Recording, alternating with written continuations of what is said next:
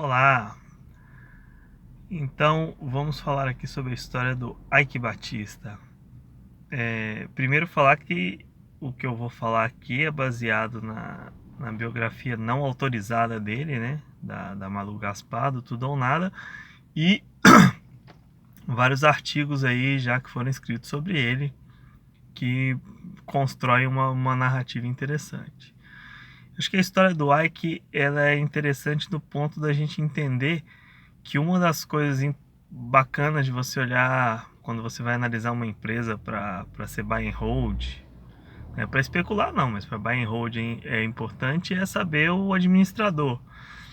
Então, óbvio que nem sempre a gente vai conseguir saber o histórico de todos os administradores, mas tem alguns que tem informação farta e o Ike tinha na época, né?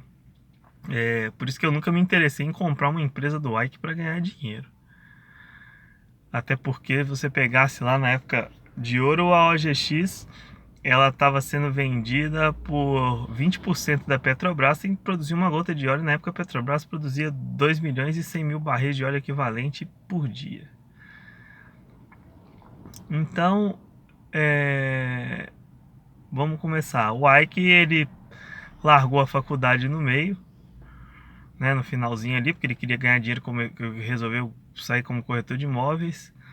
Tomou um esporro violento do pai dele, tanto que eles ficaram brigados um tempo. E é um álibi que ele usa para aquela história que tem lá, que ele tem um mapa do minério do Brasil, que o pai dele deu o mapa do minério. Né? O pai dele era ex-presidente da Vale, foi um cara super reconhecido pelo trabalho que fez. Ele que criou essa estrutura da Vale, que seria... Ela domina tudo, ela extrai o minério, ela tem a ferrovia, ela leva da ferrovia para o porto e ela tem um navio para levar. E tem gente que pode criticar a verticalização e tudo mais, só que quando tem alta de dólar, quando tem alta do frete, ela continua com preço de custo. Então isso aí foi o que... Então o pai dele é um cara muito reconhecido, muito respeitado no Brasil. E me parece, por tudo que eu já li, que o Ike sempre quis ter esse reconhecimento que o pai dele teve, apesar de ter tido muito mais dinheiro que o pai. Até hoje ele tem mais dinheiro que o pai dele, mesmo mal. Então, o Ike começou, o primeiro milhão dele, tem a biografia oficial dele, que ele floreou tudo, e naquela que era o X da questão. Hoje esse livro deve estar sendo vendido por R$1,99, igual aquele livro da Dilma lá, porque depois que tem essa a derrocada, o livro do cara já não vale mais muita coisa. Então ele começou pegando dinheiro emprestado, e um amigo dele pegando dinheiro emprestado com os joalheiros judeus. Pegaram 1 milhão. E qual que era a ideia deles? Pô, na época não tinha internet, não tinha nada, eles iam lá pro garimpo, compravam o ouro do cara com a cotação do jornal que eles compravam de uma semana atrás, no Sudeste, aqui no Rio de Janeiro, levavam pra lá, e o ouro é cotado em dólar, então o cara ia com a cotação defasada do ouro, a cotação defasada do dólar, comprava lá, trazia pro Sudeste, ia pegar toda essa diferença de alta de dólar e de alta de ouro e vendia. Essa era a ideia deles, pegar outro milhão e devolver pagar o pessoal lá com juros. Só que eles foram roubados no meio do caminho e tal. Aí na biografia oficial do Ike ele diz que eles conversaram com os judeus e tudo mais, e aquela lábia dele ele conseguiu mostrar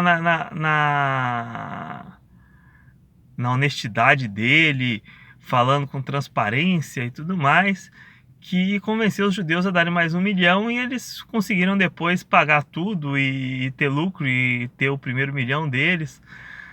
Mas já na história da Malu Gaspar, no livro, já fala que não, que ele vendeu uma casa do pai dele, acho que na França ou na Alemanha, acho que foi na França, tomou outro esporro do pai e pagou os judeus para pegar outro empréstimo.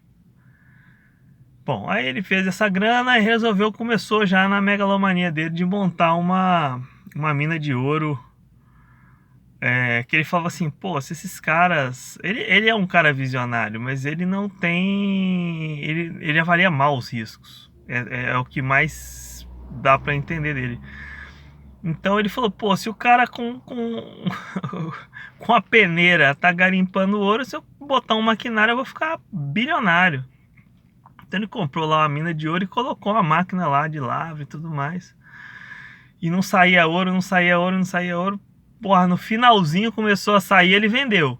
Ele fala que depois ele produziu ouro pra caramba, mas o que eu já vi de tudo é que ele depois vendeu esse daí pra ganhar um dinheiro. Nisso ele é muito bom, de começar um negócio e vender logo, se o negócio começar a dar certo.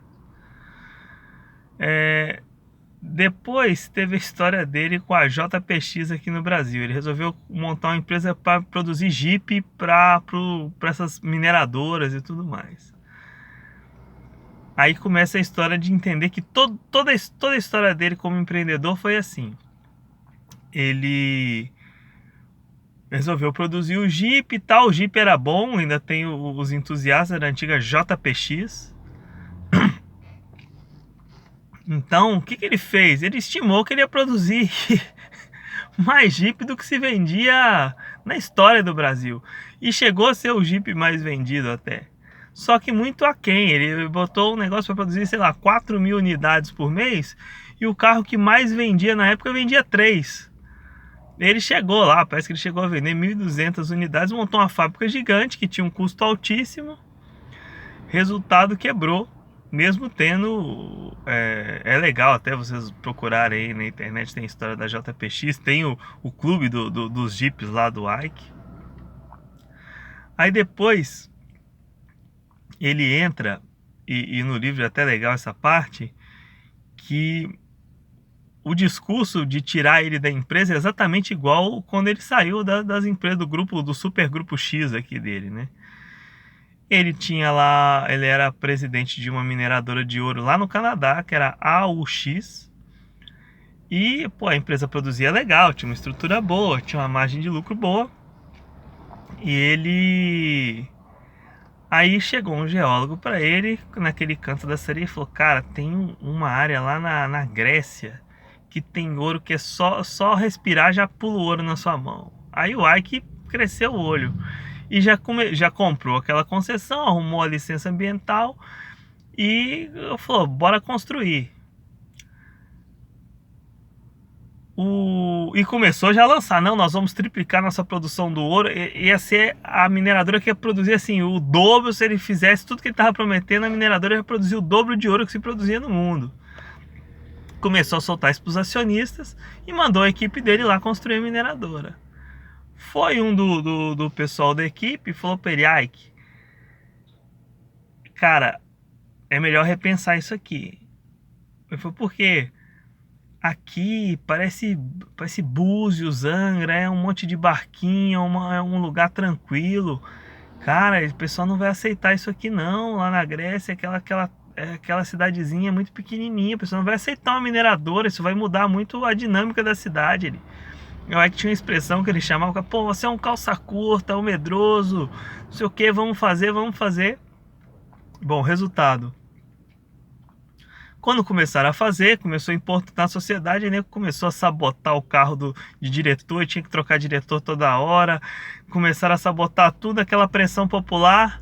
Governo da Grécia, grega é complicado, já falou, cortou a licença ambiental, suspendeu por 2 anos. O cara tinha um puta capital imobilizado ali quebrou. Só que nesse meio tempo ele ia falando que a produção, pô, não, agora já estamos achando que tem mais ouro lá. Nós, em vez de triplicar, nós vamos quadruplicar. E falando isso, quando a coisa começou a ficar ruim, começa a ter aquelas notícias ruins, igual foi aqui no Brasil na época. O Ike, que era o Midas, né, tudo que ele tocava virava ouro. Quando viram que o negócio degringolava, aí o cara era o pior administrador do mundo. Você só via notícia bombardeando ele. Foi a mesma coisa. Aí, logo depois que a coisa começou a cair, teve aquele encontro anual de acionistas. E o pessoal falava, uma das reportagens falava que ele era um homem que viu o mundo cor-de-rosa. Aí, pô, só que o Ike é um vendedor, ele é sensacional. Ele chegou com óculos, com aquela lente cor-de-rosa e falou, gente, estão falando que eu vejo o mundo cor-de-rosa, eu não sei porquê. Aí ele levantou um jornal e falou: só que eu diferente de vocês, eu leio o Jornal da Manhã.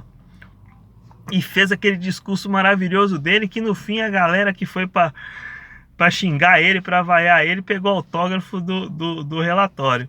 Meses depois a coisa degringolou mesmo e ele foi mandado embora, foi afastado, teve que reduzir a participação acionária. Um outro grupo pegou o controle, ele reduziu a participação acionária para 5%, 3% para sair. Bom, essa é a parte 1 do vídeo. Amanhã a gente faz a parte 2, já pegando a parte aqui Brasil, como que foi da subida derrocada, né? Ai que do bilhão ao milhão sem cortar o cafezinho.